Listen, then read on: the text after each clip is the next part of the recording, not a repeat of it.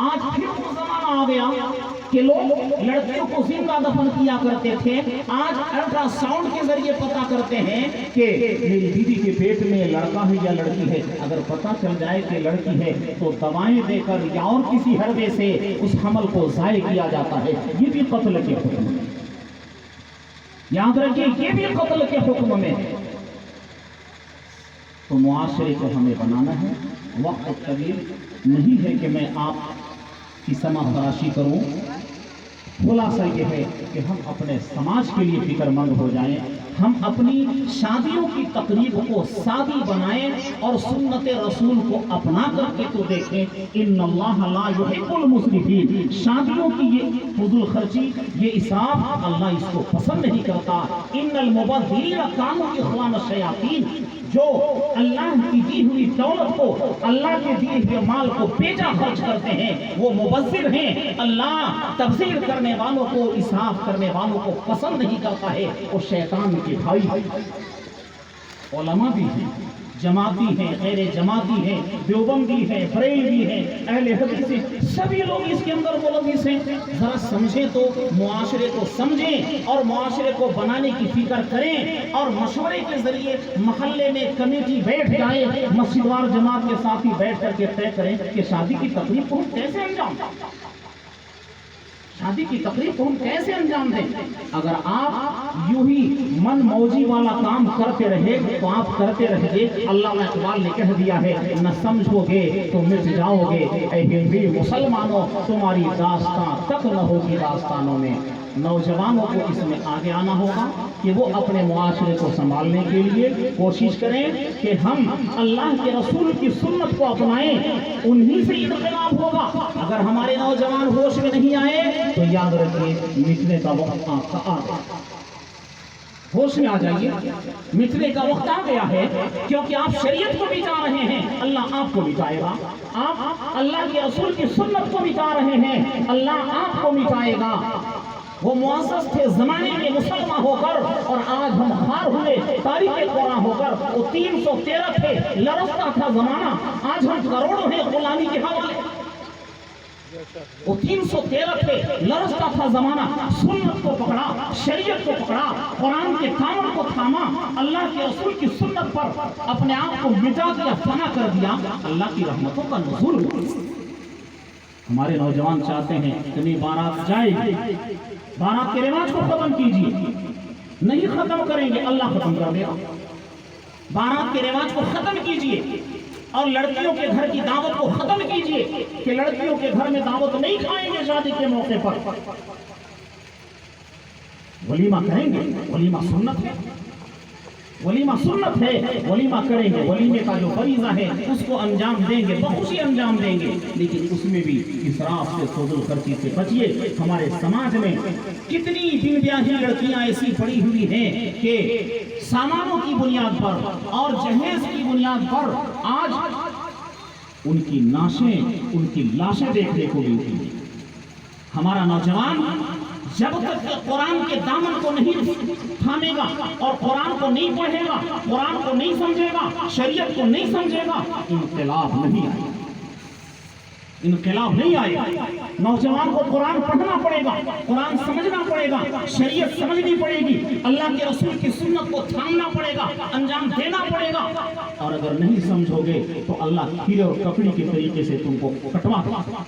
صاف لفظوں میں کہے گا، یہ شریعت چھوڑنے کا نتیجہ ہے، سنت چھوڑنے کا نتیجہ ہے، قرآن چھوڑنے کا نتیجہ ہے۔ شادیوں کی یہ فضول خرچیاں، یہ ڈیکوریشن اور یہ بیجا اسراف اور تبذیر اور یہ خرچ، ان ساری چیزوں کو آپ چھوڑیے اور مشورہ کر کے سادگی کے ساتھ شادی کیجیے۔ سماج میں جو بن بیاہی لڑکیاں بیٹھی ہیں، آپ ان کی شادیوں کا بندوبست کیجیے۔ اور یہ جہیز کے سامان آپ اپنی بیٹیوں کو دیتے ہیں، بیٹیوں کو دیتے ہیں، بیٹیوں کو دیجیے، لیکن آپ ایسا کیوں نہیں کرتے کہ آپ کسی شادی کے موقع پر گاڑی بھر کر کے اگر سامان بھیجیں گے تو وہ لڑکیاں جن کی شادیوں کا بندوبست نہیں ہو رہا ہے، ان کی نظریں تک رہی ہیں، وہ دیکھ رہی ہیں کہ ہمارا بھی انتظام ہوتا تو ہماری بھی شادی ہو جاتی۔ آپ اپنی بیٹی کو کولر، فریج، वॉशिंग मशीन, पंखे, एसी, ये सारे सामान मत दीजिए। आप उसके खाते में 3 लाख 4 लाख जो देना चाहते हैं उसके खाते में डाल दीजिए। दोनों मियाँ बीवी मिल करके वो तय करेंगे कि किस चीज़ की ज़रूरत है, हम अपने गुजर बसर के लिए वो चीज़ें खरीद लेंगे।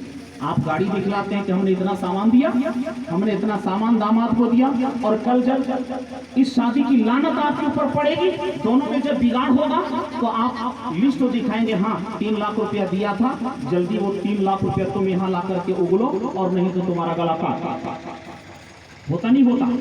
अरे होता है ना। आप अगर दामाद को दे रहे हैं, अगर दामाद को आप दे रहे हैं तो आप दी हुई चीज छूट करके क्यों चाहते हैं?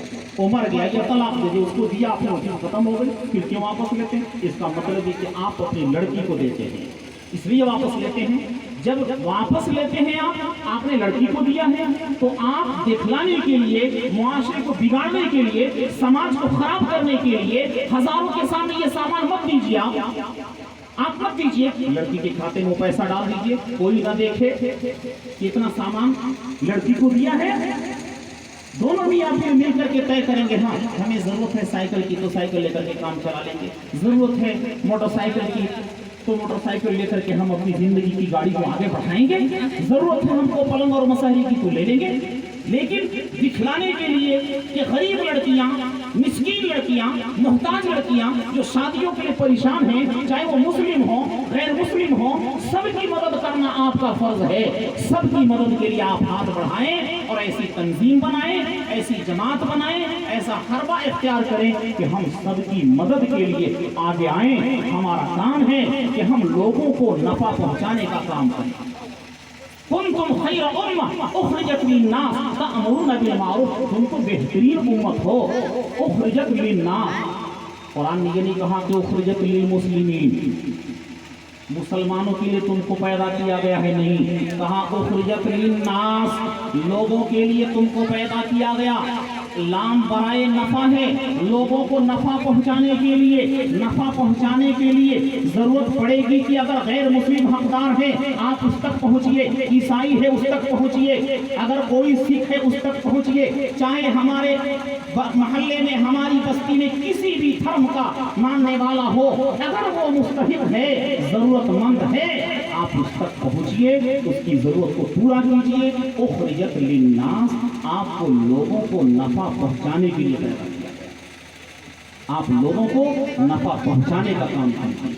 आपने अपना फरीजा फैला दिया, आपके ऊपर आफतें आई, आप शरीयत को थामिए, सुन्नत को थामिए और अल्लाह के अहकाम को जबड़े से पकड़िए, वरना तो वइन ततवल्लौ यस्तब्दिल कौमन गैरकुम, नहीं मानोगे तो तुमको मिटा डालेंगे, तुमको काट डालेंगे, तुमको बर्बाद कर देंगे और तुम्हारी जगह पर दूसरी कौम को खड़ा कर देंगे। जैसे हिस्ट्री के अंदर मौजूद है कि जब मुसलमानों ने सुन्नत को, शरीयत को, अहकाम इलाहिया को और अहकाम कुरान को जब छोड़ा है तो तातारियों को अल्लाह ने गालिब कर दिया और इराक के अंदर एक दिन के अंदर 18 लाख इंसानों का कत्ल हुआ है।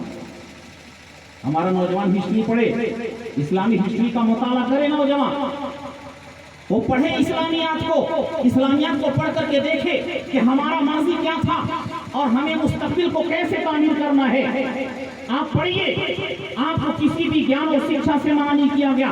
डॉक्टर बनिए, इंजीनियर बनिए, वकील बनिए, लॉयर बनिए, लेकिन साथ साथ आप कुरान का इल्म हासिल कीजिए। 700 साल मुसलमानों के उरूज के थे कि मुसलमानों ने ही दुनिया को ये साइंसी तरक्की दी है। यहूद से पूछिए, नसारा से पूछिए, उन्होंने हमारे कुरान से साइंस के हकायक को मालूम किया। आज हमने कुरान का मुताला छोड़ा, हमारा नौजवान सिर्फ दुनियावी तालीम का दीवाना है, वो कुरान के हकायक को नहीं समझता, कुरान के मानी को नहीं समझता, कुरान के अल्फाज को नहीं समझता, कुरान के अल्फाज को नहीं पढ़ता। आज हम पीछे हो, आज दुनिया आगे हो।